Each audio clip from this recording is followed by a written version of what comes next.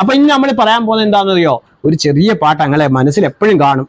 എന്നും കാലത്തുണരേണം. പാടിക്കോ. മുഖവും വായും കഴുകേണം. എന്നും കാലത്തുണരേണം. മുഖവും വായും കഴുകേണം.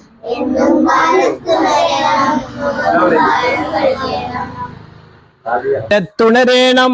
മുഖവും വായും കഴുകേണം.